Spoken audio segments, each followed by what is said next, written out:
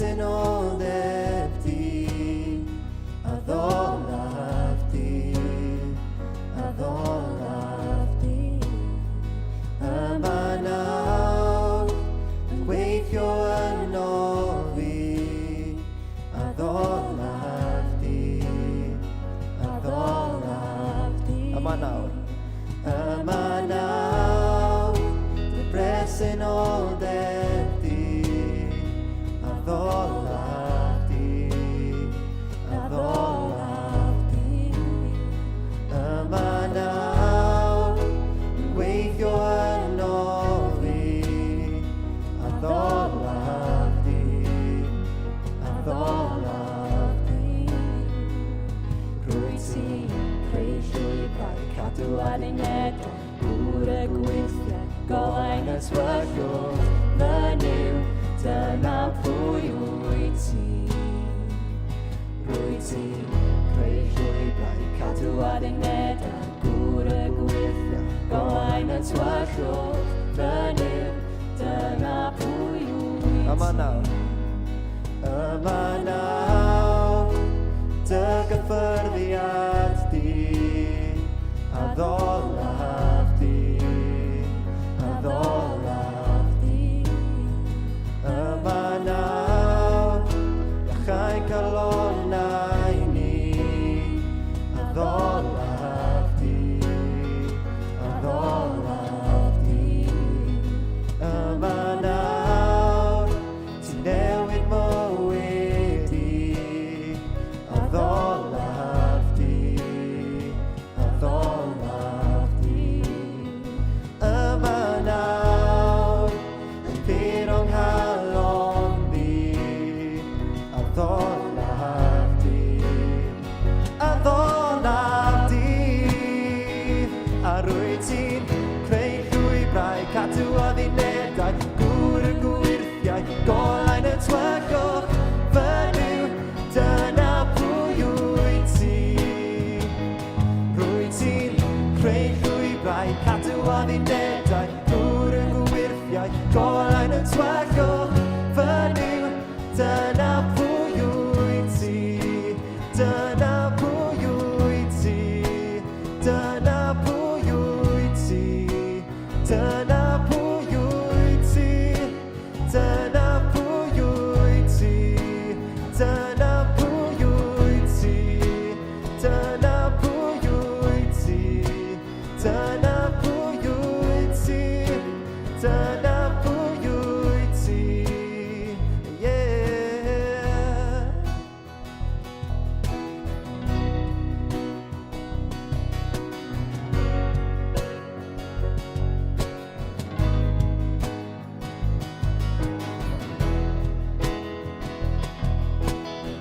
Diolch i ti, Oli.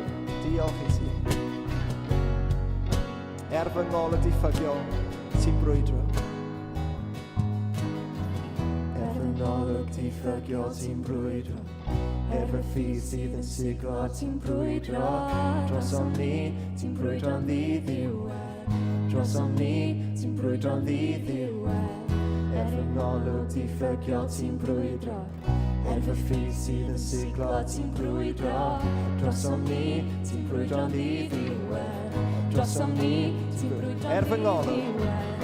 Fy ngolwg diffygiol, ti'n brwydro. Fy ffydd sydd yn siglo, ti'n brwydro. Dros o'n ni, ti'n brwydro'n ddiddiwedd. Dros o'n ni, ti'n brwydro'n ddiddiwedd. Fy ngolwg diffygiol, ti'n brwydro. Fy ffydd sydd yn siglo, ti'n brwydro. Dros o'n ni, ti'n brwydro'n ddiddiwedd.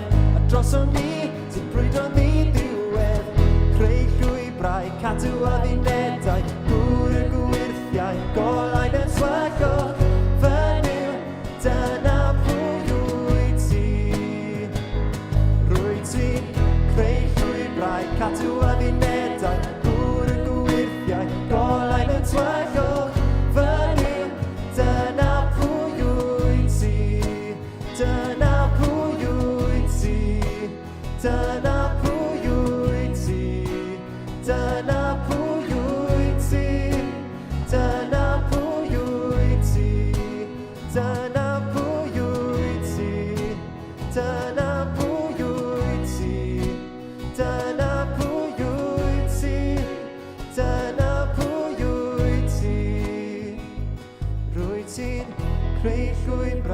cadw a ddinedau, gŵr y gwirthiau, golau'n y twallwch, fynyw, dyna pwy wyt ti.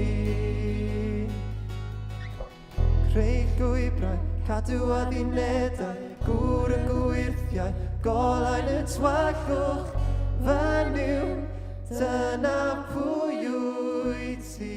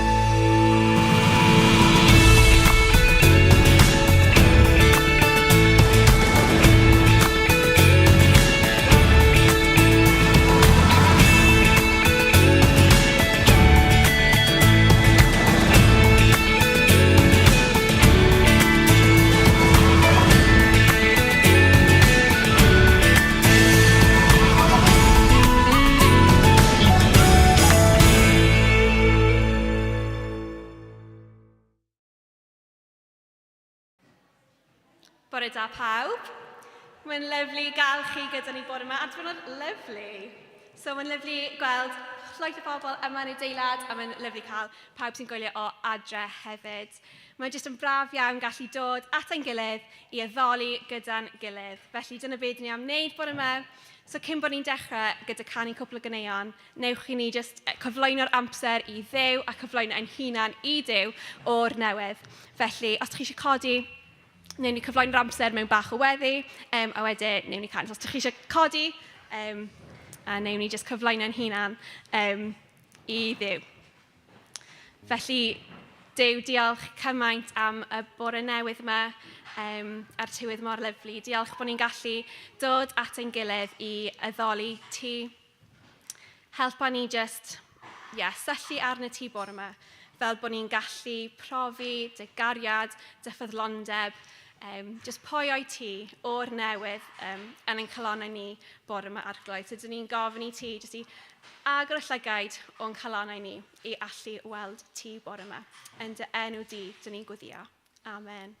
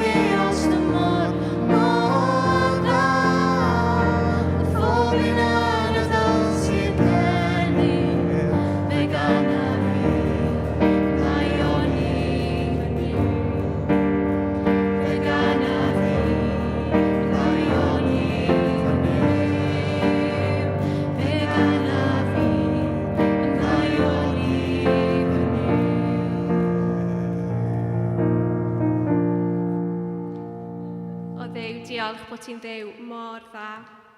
Diolch bod ti mor ffyddlon a llawn gobaith a chariad.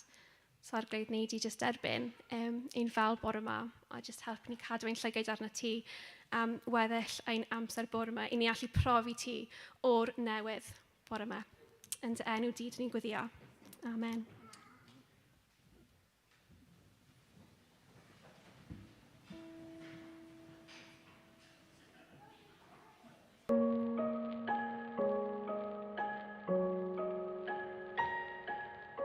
gad i mi brofi'r wefr eto o gael fy achub gen ti, a gwna fi'n awyddus i fod yn ifydd i ti.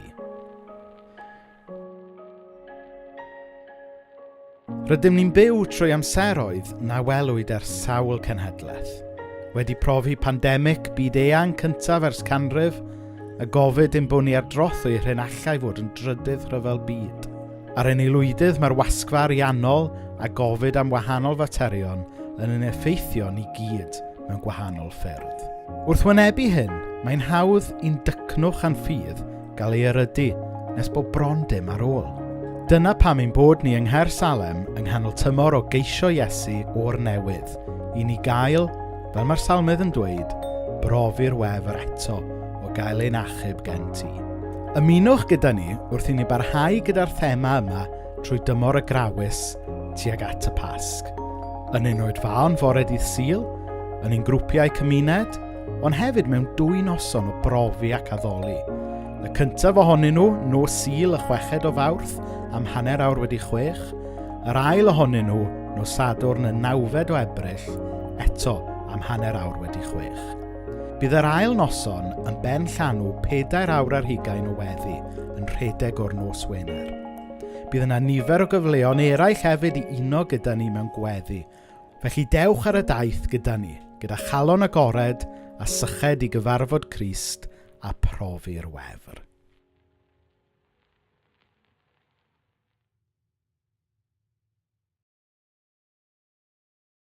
Bore da, ffrindiau. Mae'n hyfryd bod yma bore yma. Mae'n hyfryd gweld y capel yn llawn.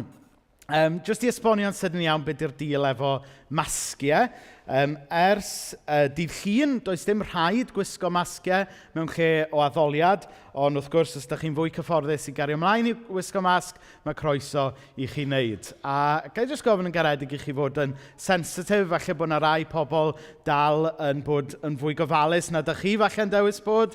Dim bod fi'n dweud bod neb yn peidio bod yn ofalus. Chi deall beth fi'n trio dweud. I ni fod yn sensitif i'n gilydd. O'n i jyst hefyd eisiau sôn am y casgliad i eglwysu yr Wcrain, wnaethon ni ddechrau Dydd Sul diwetha. Mae'r ymateb wedi bod yn rhyfeddol. Dych chi wedi bod yn tu hwnt o hael. Mae'r casgliad, wnaethon ni dim ond agor Dydd Sul diwethaf, eisoes wedi codi 2,800. So anhygoel o hael. Dwi'n yn gallu cofio bod yna ymateb mor hael a mor gyflym i apel wedi bod yn ymplith ni ers blynyddoedd mawr. A mae hwnna jyst yn dangos dydy fod Duw yn arwaith yn symud yn ei eglwys er mwyn trio bendithio a dweud wrth y tywyllwch fod goleuni yn mynd i cael ei le yng nghanol beth sy'n mynd ymlaen ar hyn o bryd. Felly mae'r casgliad mynd i fynd unwaith eto heddi tuag at gwaith yr eglwysi yn yr Wcrain wrth iddyn nhw fod yn ganolfannau noddfa yng nghanol y rhyfel ofnadwy yma. Ac wrth gwrs, newn ni weddio hefyd dros y sefyllfa fel wnaethon ni Dydd Sul diwetha. Geich gwahodd chi godi ar eich traed fel symbol yn bod ni yn sefyll yn erbyn y tywyllwch ac yn gweddio dros heddwch. O Dduw Dad, da ni yn cyflwyno sefyllfa y byd heddiw i ti. O Dduw Dad, i ni yn gofyn i galonau gael ei newid. I ni'n gofyn i dywyllwch ffoi a goleuni cael ei le. O Dduw Dad, i ni'n diolch bod ti'n Dduw sydd yn sefyll gyda'r toredig. I ni'n diolch bod ti'n Dduw sydd yn rhoi llais i'r di-lais. Ac o Dduw Dad, i ni'n gweddio y bydd tywysog tangnefedd yn gwneud gwahaniaeth yn yr Wcrain ac yn y byd ni heddiw. O Dduw Dad, helpa ni o Dduw Dad i gael hwn ar flaen y meddyliau a'n calonau ni o Dduw Dad. Helpa ni gyfri'r hyn sy'n bwysig i ti yn bwysig i ni. Ac yn arbennig o Dduw Dad fel eglwys, da ni'n gweddio dros eglwysu yr Wcrain, wrth iddyn nhw fod yn dystion i ti, wrth iddyn nhw gynnig hafan i bobl yng nghanol y dinistyr. O Dduw Dad, da ni'n sefyll yma nid i siarad gwleidyddiaeth, ond i siarad dros deyrnas Iesu Grist. Amen. Amen. Yn ei ystod. Iawn. So, jyst chydig o gyhoeddiadau eraill cyn bod ni yn mynd yn ymlaen. Fel welwch chi yn y ffilm, jyst nawr, mae gennym ni noson arbennig heno am hanner awr wedi 6, le fyddwn ni yn pwyso yn ddyfnach mewn i'r thema sydd wedi bod gyda ni tymor yma o gyfarfod Crist a profi'r wefr.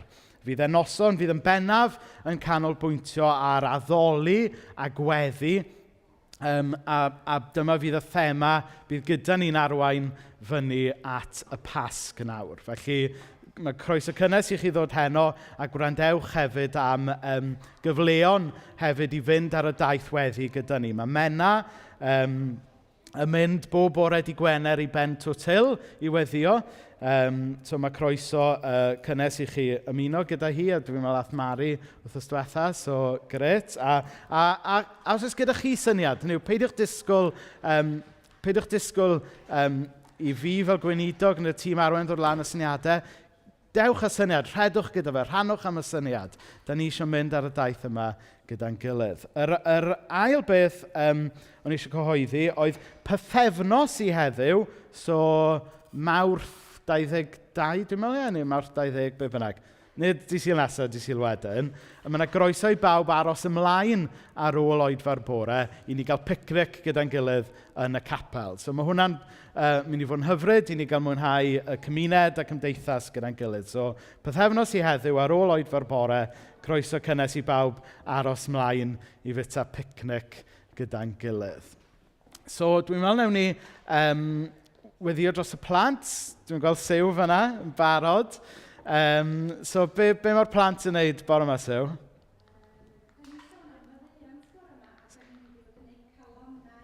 Waw.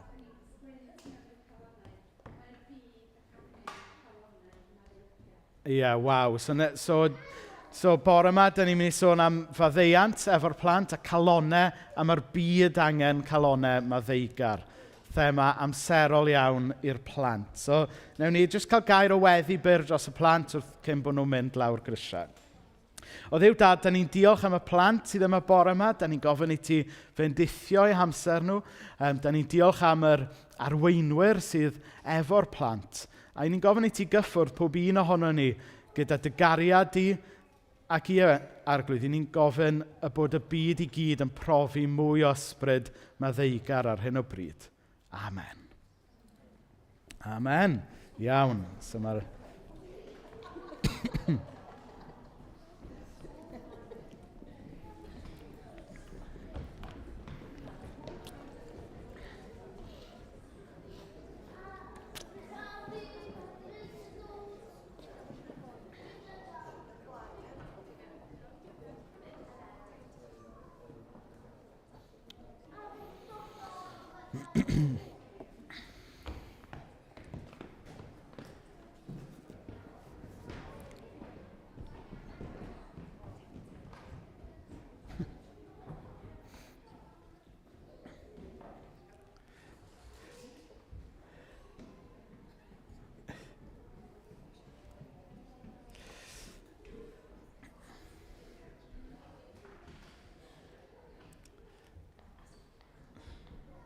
Rybydires.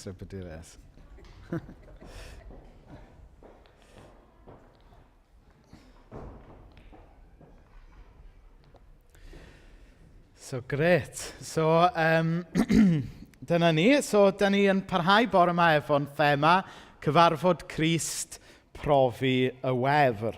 A mae'r darlleniad bore yma yn dod o Ioan, pennod 6, adnodau 59 lawr i 69. Roedd yn dysgu yn y synagog yn Capernaum pan ddwedodd hyn i gyd. Ond ymateb llawer o'i ddilynwyr wrth glywed y cwbl oedd, mae'n dweud pethau rhy galed. Pwy sy'n mynd i wrando arno? Roedd Iesu'n gwybod fod ei ddisgyblion yn cwyno am hyn, ac meddai wrthyn nhw, ydych chi'n mynd i droi cefn arna i?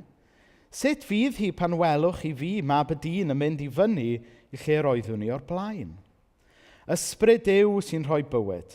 Dydy pobl o gig a gwaed ddim yn gallu. Mae beth dwi wedi ddweud wrthoch chi yn dod o'r ysbryd ac yn rhoi bywyd. Ac eto, mae rhai ohonoch chi'n gwrthod credu. Roedd Iesu'n gwybod o'r dechrau cyntaf pwy o ddim wir yn credu, a hefyd pwy oedd yn mynd i fradychu e. Aeth yn ei flaen i ddweud, dyma pam ddwedais i wrthoch chi fod neb yn gallu dod ata i, oni bai fod y tad wedi rhoi'r gallu iddyn nhw ddod. Ar ôl hyn, dyma nifer o'i ddilynwyr yn troi cefn arno ac yn stopio i ddilyn.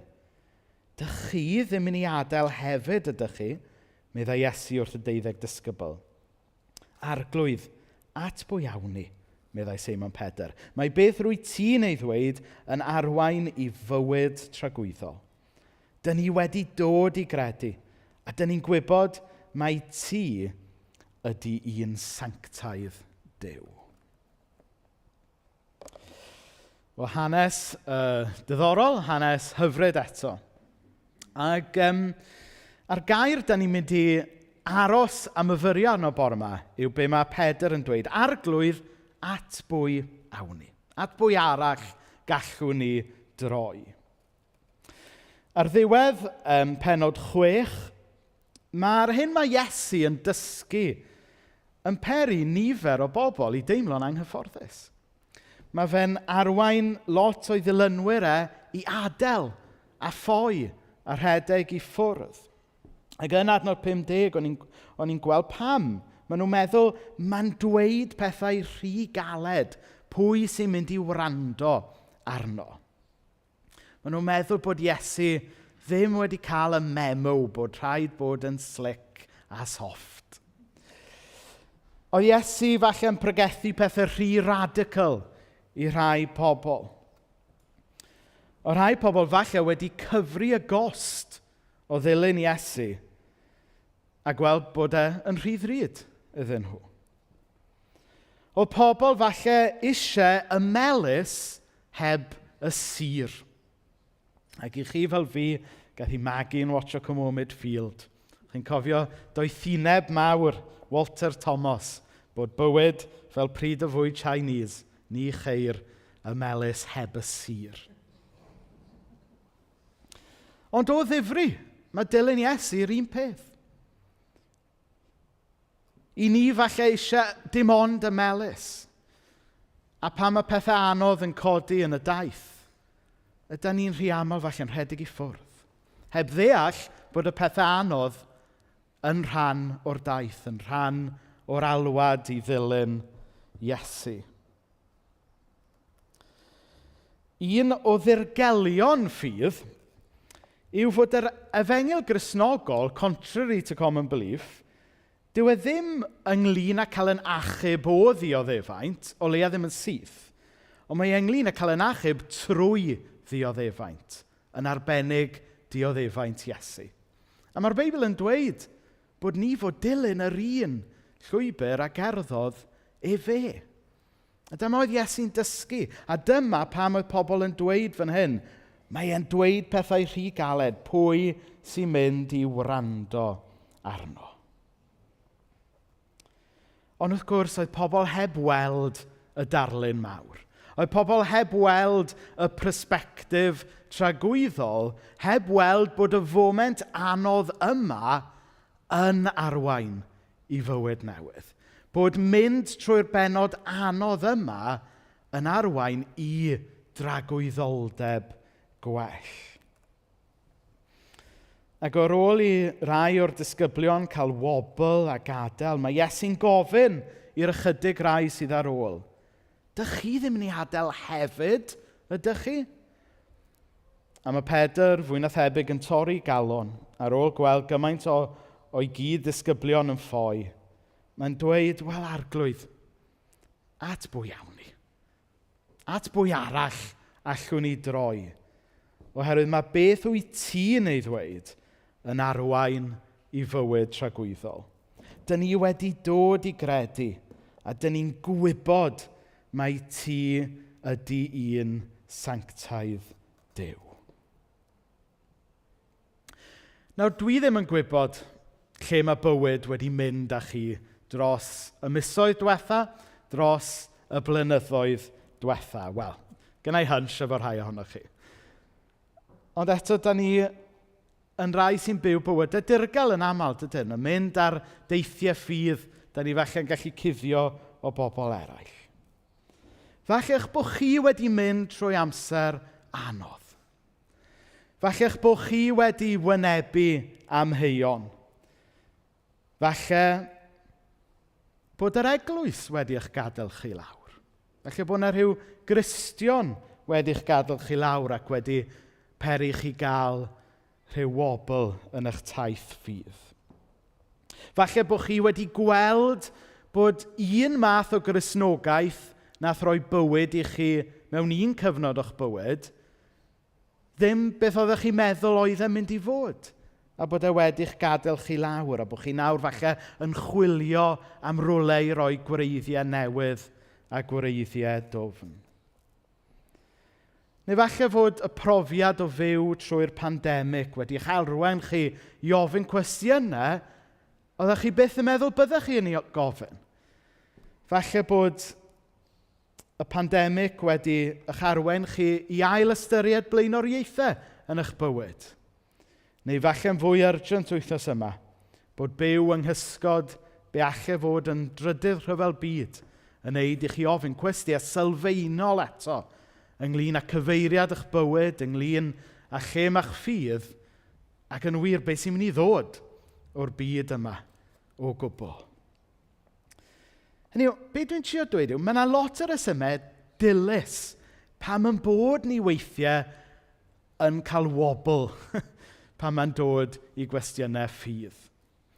Mae yna lot o resymau dilys y dealladwy pam bod pobl weithiau yn wynebu amheuon ac yn wynebu argyfwng ffydd weithiau. Felly, cyn bod ni'n edrych ar y disgyblion yma sy'n cael wobl ar rhedeg ffwrdd a meddwl, oedden nhw jyst yn softies, o ddim yn cut out i ddilyn Iesu go iawn. Gadewch i ni'n gyntaf adnabod nhw yn o'n ni. Am bod ni gyd rhywbryd wedi reslo gyda cwestiynau. Falle bod yna rai yma bore yma ar groesffordd ffydd fel y disgyblion yma. Nawr bore yma, dwi'n mynd i ddangos, gobeithio, yn rhannol drwy rannu rhywfaint o fy stori i, bod e yn beth iawn i reslo efo cwestiynau ffydd. Bod e'n beth okay i reslo efo cwestiynau. Achos yn aml, drwy reslo efo ffydd, drwy ofyn cwestiynau, mae Iesu'n gallu dangos i gariad i ni mewn ffordd newydd, a mae e'n gwahodd ni blannu gwreiddiau newydd a dwfn ynddo fe. Fel mae Pedr yn dweud, Arglwydd at bwy iawn ni. Does neb arall. Does neb yn cynnig y fath gariad, y fath faddeuant a Iesu. Mae yna hen emyn Cymraeg. Sori Arwel, ti'n wedi cael heads up o fi'n mynd i ddyfynu hwn. Mae'n mynd fel hyn, chwilio'r holl fyd a'i fwyniant i gyd, nid ynddo mae'r balm am i a cha, ond digon i mew yr Iesu a'i fryw, fe'n gwared o'n penyd am pla. Neu mae Pedr wedi chwilio'r holl fyd, ond does dim byd cystal a be mae Iesu yn ei gynnig. Nawr bythefnos yn ôl, wnaethon ni edrych ar Iesu a Nicodemus, ac yn yr hanes yna, mae Iesu'n siarad efo Nicodemus ynglyn â'r angen i gael eich ail-eni, dod i gredu, cael profiad byw o'r Duw sydd wedi'ch caru chi a'ch prynu chi. A eis i mlaen i siarad hefyd ynglyn â'r angen i ni gael yn ail-eni yn barhaus. Hynny yw bod, wrth gwrs bod y profiad cyntaf yna o gredu yn bwysig, ond i ni beidio just wedyn setlo ar hynna, ond bod angen i ni geisio Iesu o'r newydd trwy yn bywyd, mwyn iddo fe ddangos i gariad i ni, ym mhob tymor o fywyd, mwyn i ni gael yn gwefreiddio o'r newydd am y maddeuant mae e yn cynnig i ni. Ac mwyn profi Iesu yn newydd ac yn ffres, mwyn i ni, fel mae yn thema ni tymor yma'n dweud, profi'r wefr o'r newydd, weithiau mae angen i ni gael gwared o'r hen yn does, mwyn rhoi lle i'r newydd. Nawr yn tŷ ni ar hyn o bryd, mae nain a taid wedi prynu bunk beds newydd i'r hogia. A maen nhw'n gret, ti'n bod? Maen nhw'n rili, wrth i fodd. Ond y problem yw, da ni ddim wedi cael gwared o'r hen wely eto. Felly, does dim lle i droi yn tŷ ni ar hyn o bryd. Chyfod, da ni llythrennog o cerdded fel hyn ar hyd yr landing. Ac mae'r un peth falle yn wir ynglyn â ffydd, chybod. Mae rhaid ni gael gwared o rai pethau mwyn rhoi lle i'r peth newydd sydd yn rhoi bywyd. A mae hwn yn gofyn ac yn wahoddiad i fynd ar daith ffydd. A rhai pobl yn galw fe'n bererindod ffydd. Rhai pobl yn galw fe yn adfywiad ffydd. Ond dyddi yma mae yn fwy trendy i alw fe'n faith deconstruction a faith reconstruction. So dyna di'r ffordd trendy o siarad amdano fe dyddi yma, gyda llaw. Os ydych chi'n bod yn trendy fel fi. Ond be bynnag chi eisiau galw fe, y pwynt ydy, weithiau mae rhaid i chi gymryd i ddarnau un peth mwyn i ail-adeiladu fe mewn ffordd well. Weithiau mae rhaid i ni dynnu ddarnau yn syniadau crefyddol ni mwyn ail-adeiladu yn ffydd ar beth sydd yn rhoi bywyd, sef Iesu Grist ei hun. Arglwydd at bwy arall awn ni. Nawr, dwi wedi bod ar rhyw daith debyg rhai blynyddoedd. Rai blynyddoedd yn ôl, o'n i wedi diflasu bach efo y Gristnogaeth a'r diwylliant Gristnogol ges i'n fagu ynddo fe. O'n i'n darllen llyfrau gan bobl oedd yn gwthio y ffiniau. O'n i'n gwrando ar podcasts gan bobl oedd chydig bach yn edgy, be fydde rhai pobl yn galw'n dodgy. Ac oedd e'n ddiddorol. Oedd e'n helpful i ofyn cwestiynau, o'n i falle heb ofyn o'r blaen. Oedd e'n help tan bod e ddim yn help. Achos weithiau, mae rhywun yn gallu tynnu ffydd i ddarnau nes bod dim byd ar ôl. A chybod beth, dwi wedi gweld hwnna yn digwydd mewn pobl fi'n adnabod, mewn ffrindiau i fi.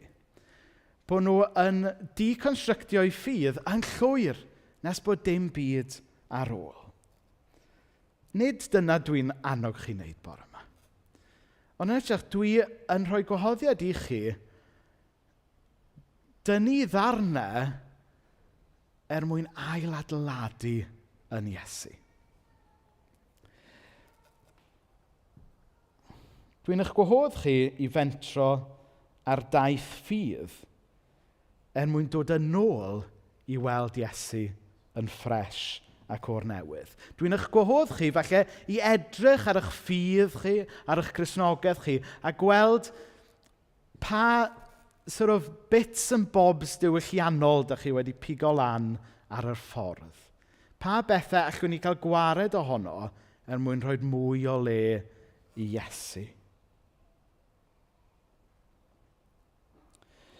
I rywun fel fi, chybod gath y magu yn y ffydd Gristnogol, oedd rhaid i fi fynd ar y daith yma mwyn sortio allan be oedd just yn isms diwylliannol o'n i wedi pigo lan, a beth oedd yn ganolog i'r ffydd.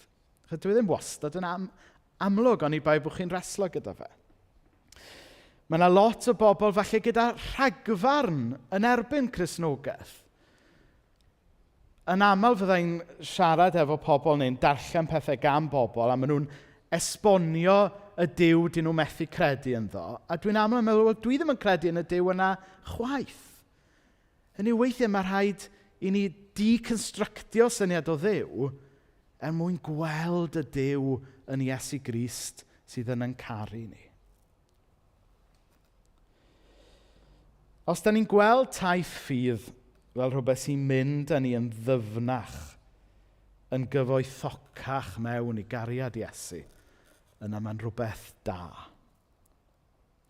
Fel ni'n dweud, does dim gwerth i ffeith deconstruction, ond i bai bod yn arwain at ffeith reconstruction. Fel mae un o yn hoff awduron ni ar hyn o bryd yn dweud, what is needed is not a faith demolition, but a faith renovation. A mae yna lot o bobl does yn y blynyddoedd, yn y degawdau diwethaf yn gwlad ni, wedi bod trwy faith demolition. Da ni'n gweld e'n llythrenol wrth i capel ar ben capel trwy yn gwlad ni gau a llythrenol cael ei dymchwel. Wrth i gapel cael ei dymchwel o ran brics y mortar, mae'n arwydd bod yna rhywbeth ysbrydol yn gyntaf wedi cael ei golli, yn dydy. A mae'n tragic. Da ni fel Cymru'n gwybod beth i faith demolition.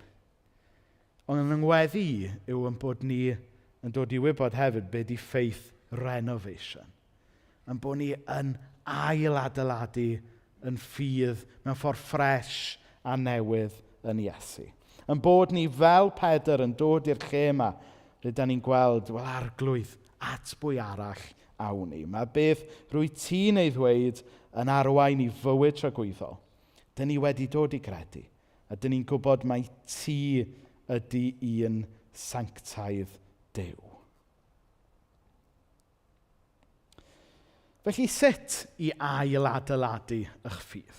Os ydych chi bore yma'n gallu uniaethu bach efo hyn, os ydych chi yn teimlo bod eich ffydd chi falle wedi mynd yn sych, os ydych chi falle yn ffeindio'ch hunan yn amau weithiau, yn gofyn cwestiynau, wedi bod yn reslo efo cwestiynau ers sbel, wel sut allwch chi ail-adeiladu eich ffydd?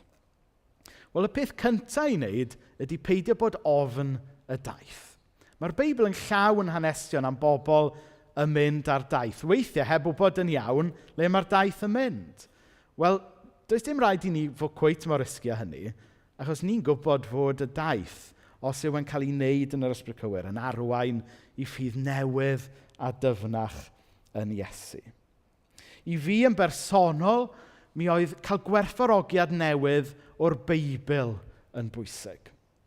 Nawr, mi nes i ddod i ddeall bod angen dehongli rhai rhannau o'r Beibl yn llenyddol ac nid yn llythrenol. Nawr, dwi dal yn credu fod rhai rhannau o'r Beibl yw darllen yn llythrenol, ond nes i gael rhyddhad o wybod bod modd darllen rhai rhannau o'r Beibl yn llenyddol. Ddim i ddweud bod y rhannau o'r Beibl yn llai pwysig nag efo llai o awdurdod, ond yn hytrach bod dim rhaid darllen y Beibl yn fecanyddol, ond bod modd darllen e fel gair byw gan Dduw i ni. I fi, mi oedd hwnna yn un cam pwysig.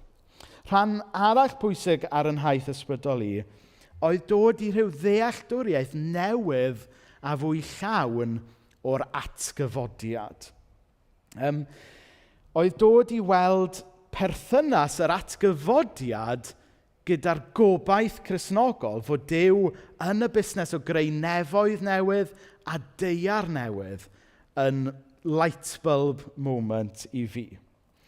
Pan o'n i'n iau, o'n i'n deall yr Efengyl Gristnogol fel dim byd mwy na mynd i'r nefoedd ar ôl marw os oeddech chi'n dweud gweddi benodol ar amser penodol.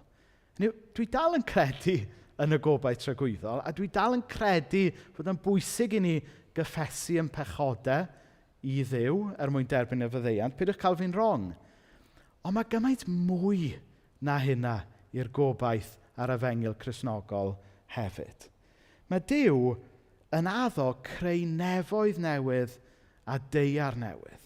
Mae Iesu'n addo sychu pob deigryn. Mae fe'n addo na fydd poen a marwolaeth mwyach. A pan nes i deall bod hwnna yn gymaint rhan canolog o'r Efengyl ac oedd maddeuant pechodau, oedd hwnna jyst yn neud yr Efengyl yn rhywbeth gymaint fwy crwn, yn rhywbeth gymaint fwy gwerthfawr i fi. Nes i hefyd ddod i werthfawrogiad newydd o'r groes. Mae hwn falle'n swnio'n eitha basic o Beibl atgyfodiad ar groes. Wel, wrth gwrs, mae yn basic, ond beth dwi'n trio gweld yw, weithio mae angen ni cael gwerthfawrogiad newydd a dyfnach o'r basics yma. Dyna di'r pwynt dwi'n trio deud. Y groes, nes i ddod i ddeall bod y groes ynglyn â buddugoliaeth Iesu dros yr holl dywyllwch, dros holl deyrnasoedd tywyllwch, a bod e wedi cymryd y cyfan arno fe ei hun, a wedi cymryd e lawr gyda fe. Cynt, o'n i'n meddwl am y groes jyst fel rhyw fath o legal paper rhwngddo fi a Iesu a dim byd mwy. Chyba rhyw fath o jyst rhyw legal transaction. Neu bod fi'n gweld Iesu bron fel solicitor yn fwy nag arglwydd. Mod i'n gweld Iesu fel rhyw fath o paralegal oedd yn shifftio papurau o gwmpas ar falans y nefoedd yn hytrach na gweld e fel iachawr mawr y byd. Dwi dal yn credu fod Iesu wedi marw mwyn clirio dyled yn pechod ni, ond mae Iesu wedi cyflawni gymaint mwy na hynna hefyd ar y groes. A mae hwnna wedi dod â fi nôl i werthfawrogiad dyfnach o be mae Iesu wedi cyflawni yn y groes ac yn ei atgyfodiad. Mae rhai pobl yng nghywinebu, mwy o bobl ar Facebook, yn dweud bod o'n beth peryglus i weinidog siarad am reslo efo cwestiynau. Bod e'n rhywbeth risgi i rhywun sy'n arwain eglwys i ddweud bod wedi bod ar daith ffydd. A beth sy'n tu ôl y reaction yna ydy mae pobl yn ofn bod pobl eraill mynd i ofyn cwestiynau a mynd ar daith ffydd. A mae pobl yn gofyn, pam? Mae'n iawn i ti ofyn y cwestiynau yma Rhys, ond paid wneud e'n public achos ti'n weinidog. Dyna mae rhai pobl yn dweutho fi. Wel, so pam mod i yn rhannu hyn efo chi yn gyhoeddus fel hyn? Wel, dwi'n rhannu'r stori achos mod i eisiau dangos bod modd mynd ar daith ffydd a glanio yn ôl mewn ffydd ddyfnach, mwy beiblaidd, mwy cyflawn o Iesu. Does dim rhaid i daith ffydd arwain i golli ffydd. Ac yn drist iawn, dyna dyn ni'n gweld yn hanes lot o bobl. Dwi'n rhannu fy stori i, achos dwi eisiau chi weld bod mynd ar daith ffydd, bod reslo efo cwestiynau ddim yn golygu jyst mynd i ffwrdd o ffydd. Bod gofyn cwestiynau, bod mynd ar daith ffydd yn gallu, ac mi ddyle, arwain yn ôl i ffydd newydd a dyfnach yn Iesu. A dwi'n rhannu'n stori hefyd, achos dwi'n synhwyro fod yna bobl eraill ar daith tebyg ac yn chwilio am ffrind i siarad amdano fe. Dydy fy stori i ddim yn unigryw. I ddeud y gwir, mae fe'n bach yn boring. Mae fe'n typical stori rhywun o'n nghenhedlaeth i. Ond dwi'n meddwl, fel Cristnogion, mae yna chydig o bethau dylen ni ddweud wrth bobl sy'n efo cwestiynau, sy'n weithiau'n amau. Mae yn llyfr Judas, nid Judas Iscariot, Judas gwahanol, Judas 1 adnod 22, mae'n dweud fel hyn, byddwch yn amyneddgar gyda rhai sy'n ansicr. Dyna'r peth cyntaf. Os oes gyda ni ffrind, os ydych chi eich hun yn ansicr, yna mae'n bwysig bod ni'n amyneddgar gyda'n gilydd. Peidiwch ymateb i bobl sydd â cwestiynau ac amheuon gyda beirniadaeth neu accusations. Peidiwch ei diystyrru nhw na rhoi atebion bas ydyn nhw, ond byddwch yn amyneddgar. Si ar draws y dyfyniad yma gan Nicky Gumbel wrthos yma, dwi'n meddwl mai cyd-destun a oedd yr celwydd mae Putin yn dweud, ond dwi'n meddwl bod o'n wir yn gyffredinol. The truth does not mind being questioned. A lie does not like being challenged. Fe allwn ni gwestiynu'r gwirionedd achos bod y gwirionedd yn gallu sefyll ar ei draed ei hun. Neith y gwirionedd am ddiffyn ei hun. Ond mae celwydd yn rhoi rhyw ymateb brathog yn ôl. Chos dwi ddim yn licio cael ei herio. Gwyd pan o'n i'n neud cwrs y Beibl, bod y Beibl fel llew, does dim angen i amddiffyn e, chi jyst yn gallu gadlu'n rhydd a wneud amddiffyn ei hun. Mae'r un peth yn wir ynglyn â Crist a gwirionedd yr Efengil. The truth does not mind being questioned, achos bod e'n gallu amddiffyn a sefyll drosto'i hun. Mae'n bwysig bod ni'n amyneddgar gyda pobl a cwestiynau caled. Mae'n bwysig bod ni yn reslo a mynd ar daith efo pobl i ffeindio atebion ystyrlon a theg. Mae'n bwysig i ni hefyd fod yn real gyda'r reality yma fod yna wahanol safbwyntiau gan wahanol Gristnogion ar wahanol gwestiynau. Hynny yw, mae yna rai pethau, byddwn ni'n adrodd credo'r apostolion gyda'n gilydd cyn cymryd y cymyn mewn munud. Mae yna rai pethau sy'n sylfaenol i'n ffydd ni. Ond mae yna rai pethau sydd ddim. A mae e'n iawn i wahanol Gristnogion cael barn gwahanol. In essentials, unity. In non-essentials, liberty. But in all things, charity. Mae'n bwysig cael yr ysbryd cywir pan da ni yn trafod cwestiynau gyda'n gilydd. Yr ail beth nath helpu fi oedd i ddysgu cyfoeth yr traddodiad Cristnogol, nid dim ond yn traddodiad ni. So be dwi'n golygu wrth hynna? Wel, mae yna lot o wahanol traddodiadau Cristnogol yn does. Ac dwi wrth y modd efo hynna yn bersonol. Yn yw, oes, mae yna rhan o'r traddodiad Cristnogol dwi'n teimlo'n fwy cyfforddus yno fo, wrth gwrs. Ond dwi yn hoffi dysgu gan traddodiadau Cristnogol gwahanol. A dwi'n meddwl bod gan bob traddodiad Cristnogol rhywbeth i ddysgu i'w gilydd.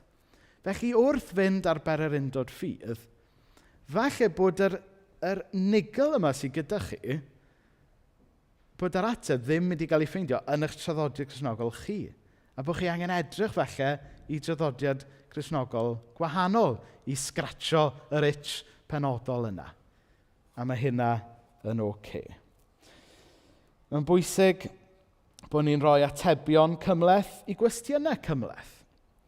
Mae'n bwysig bod ni'n dangos fod Iesu yn ateb i bob rhan o bywyd. Ond yn olaf, mae'n bwysig bod ni ddim yn rhoi atebion twt, taclus a slick i gwestiynau lle mae'r Beibl actually jyst yn gwahodd ni mewn i ryfeddod a dirgelwch. Mae hwn falle yw'r rhan o ffydd ydy'r byd modern, ddim cweit yn gyfforddus gyda. Yn y byd modern ni, yn y byd gwyddonol, technocrataidd ni, da ni'n licio atebion pendant a slick i bopeth. Ond rhan o wir ffydd yw bod yna ddirgelwch, bod yna wahoddiad i ddirgelwch. Ac felly, pan nad oes yna ateb taclus a slick, mae'n bwysig bod ni'n real ynglyn â hynna a dweud, ie, mae yna ddirgelwch fan hyn, mae yna ryfeddod fan hyn, a rhan o hynna yw ffydd. Felly, jyst i orffen. Os ydych chi falle ar rhyw daith ffydd ar hyn o bryd, ac os ydych chi yn poeni lle mae'r daith yma yn mynd â chi, yna siaradwch gyda rhywun. Dewch ato fi ar y diwedd. Siaradwch gyda ffrind i chi sydd yn y ffydd. Gadewch i ni wylo bod y daith yma yn aml dyddi yma mynd â pobl i ffwrdd o ffydd yn llwyr. Ond gadewch i ni sylwi hefyd, weithiau a gobeithio, bod y daith yma'n dod â rhywun yn ôl i werthfawrogiad newydd o bod y Duw mawr wedi dod ato ni yn Iesu Grist, achos bod e'n caru ni, achos bod e eisiau gwneud bywyd efo ni, achos bod e'n wylo gyda ni, oherwydd bod e eisiau ni fod yn ddisgybl iddo fe. Yn Ioan 6, ni'n gweld y disgyblion yn mynd trwy chwalfa. Ni'n gweld rhai ohonyn nhw yn mynd i ffordd ei hunain. Ond allan o'r chwalfa mae Pedr yn codi a mae e'n rhannu arglwydd at bwyawni. Mae beth rwy ti neu ddweud yn arwain i fywyd tragwyddol. Dyn ni wedi dod i gredu a dyn ni'n gwybod mai ti ydy un sanctaidd Duw. Felly heddiw, os oes rhywun yma yn ame, os oes rhywun yma wedi bod yn crwydro, os oes rhywun yma gyda itchy feet a gyda cwestiynau da chi'n reslo efo, ga eich gwahodd chi i fynd â'ch cwestiynau at Iesu. Ga eich gwahodd chi i grwydro lawr y llwybr a sylweddoli mai pwy sy'n isio'ch cyfarfod chi ar y llwybr ydy Iesu efo breichiau agored. Os oes rhywun falle ddim yn teimlo bod nhw'n cael boddhad neu yn ffeindio heddwch yn eich ffydd ar hyn o bryd, wel ga eich gwahodd chi i ddod yn ôl at Iesu o ongl chydig bach yn wahanol.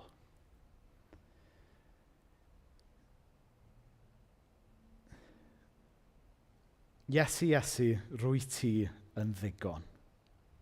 Iesu sydd yn rhoi bywyd. Gen i blygu pen mewn gweddi.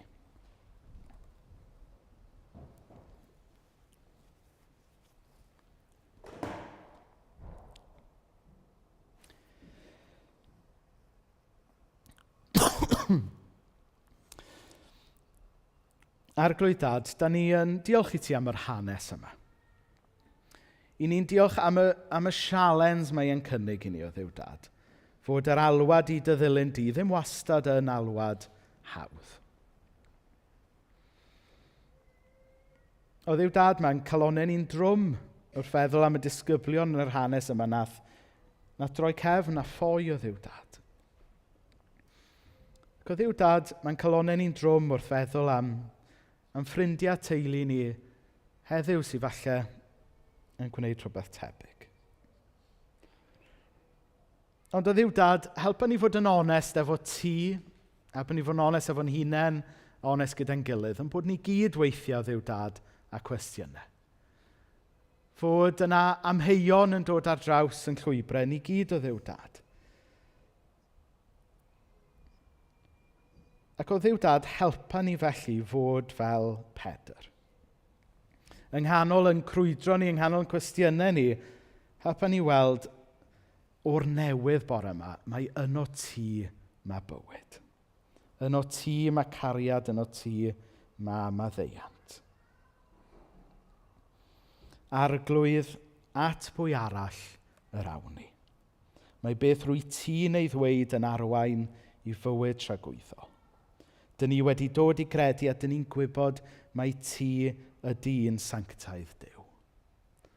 Felly bore yma o Dduw Dad, rho'r ffresni yna i ni.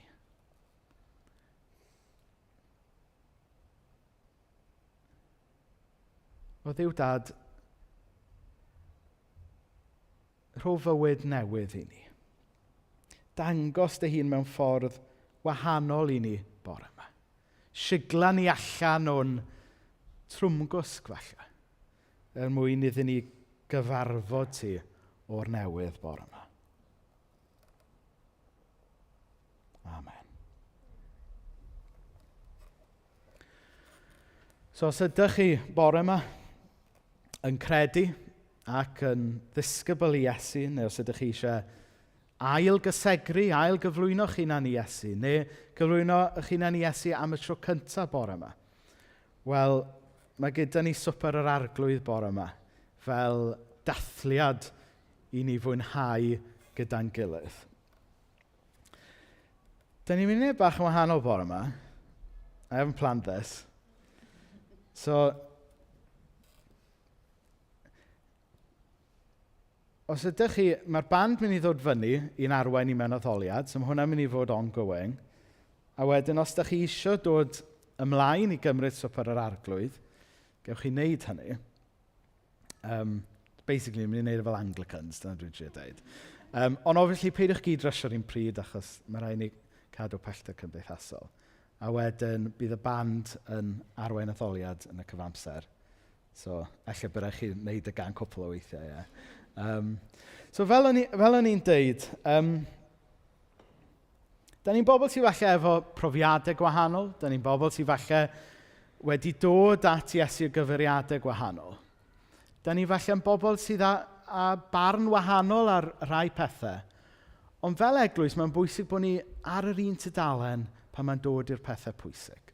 Felly, cyn i ni droi at Swper yr Arglwydd, dwi'n mynd i eich gwahodd chi adrodd y credo apostolaidd gyda'n gilydd. Credaf yn yw y tad holl a lluog, creawdwr nef a deiar. Credaf yn Iesu Grist, ei unig fab ein harglwydd, a gaid trwy nerth yr ysbryd glân, a aned o fair forwyn, dioddefodd dan Pontius Pilat, fe'i croeshoeliwyd, bu farw ac fe'i claddwyd, disgynodd at y meirw. Atgyfododd y trydydd dydd, esgynodd i'r nefoedd, ac y mae'n eistedd ar fy heilawr tad. Daw eto i farnu'r byw a'r meirw, credaf yn yr ysbryd glân, yr eglwys lân gatholig, cymundeb y saint, maddeuant bechodau, atgyfodiad y corff a'r bywyd tragwyddol. Amen.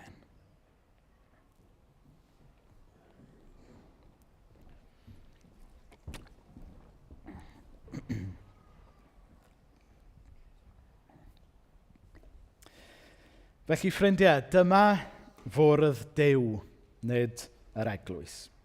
Mae wedi baratoi ar gyfer y rhai sydd yn caru Duw, a rhai sydd eisiau caru Duw yn fwy. Felly dewch, chi sy'n gadarn eich ffydd, a chi sydd yn amau weithiau. Chi sydd yma'n aml, a chi sy'n newydd. Chi sydd wedi ceisio dilyn, a chi sydd wedi methu.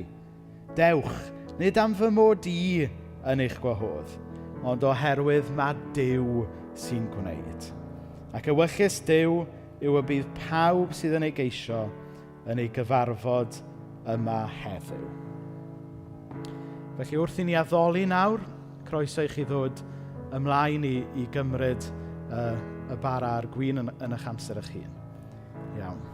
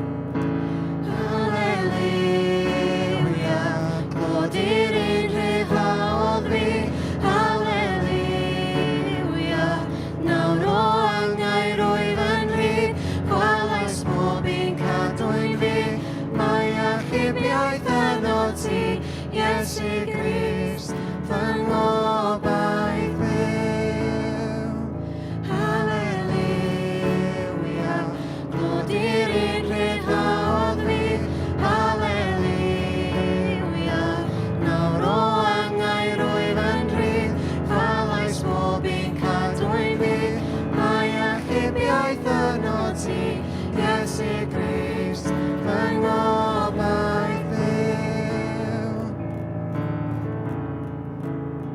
Pan ddaeth y bore, sefydlwyd a ddewig, dy gorffi farw, a ddaeth yn byw.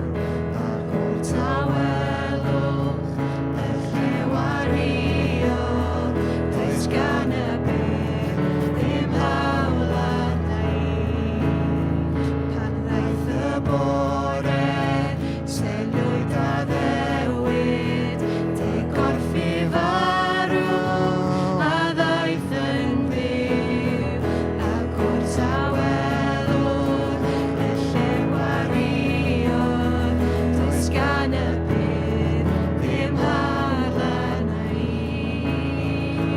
Iesu dy fuddugoliaeth di. Halleluia, clodir unrhyw hawodd fi. Halleluia, nawr o angair wyf yn rhydd, chwalais bob un cadwy fi. Mae achebiaeth yno ti, Iesu Grist, fy ngobaith byw. Halleluia, clodir unrhyw hawodd fi. Halleluia, nawr o angair wyf yn rhydd, chwalais bob un cadwy fi. Mae achebiaeth yno ti, Iesu Grist, fy ngobaith byw.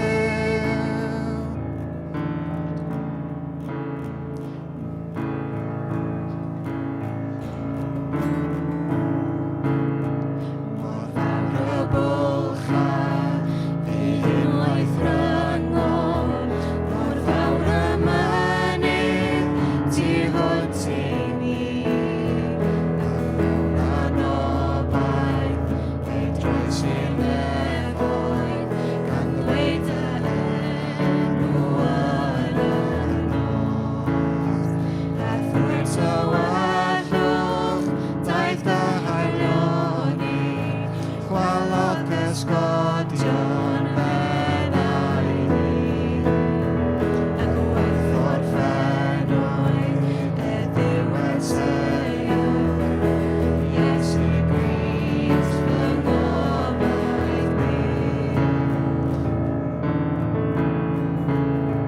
Pwy a ddechrygau, i ddathlu gored, a galon dreiddiad i ddiwedd ras. Diwedd oll oesoedd, daeth o'r bogoliant, i gario maen rhan gwylydd ni.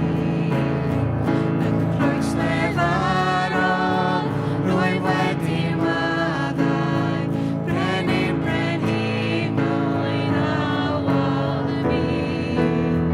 Hyfryd faredwr, i mi dragwyddol, Iesu Grist, fy ngobaith byw. Halleluia, clodir unrhyw hawodd fi. Halleluia, nawr o angair wyf yn rhydd, chwalais bob un cadwyn fi. Mae achebiaeth yno ti, Iesu Grist, fy ngobaith byw. Halleluia, clodir unrhyw hawodd fi. Halleluia, nawr o angair wyf yn rhydd, chwalais bob un cadwyn fi. Mae achebiaeth yno ti, Iesu Grist, fy ngobaith byw.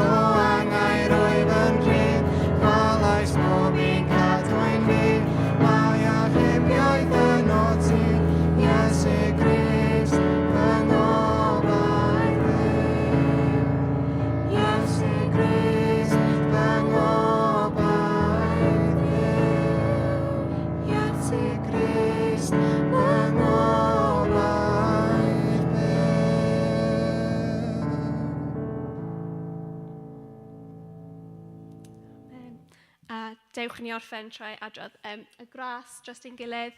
Mae hwn yn gweddi hyfryd i ni allu gwisgwyddio bendith dros ein gilydd a diwedd ein amser bore yma.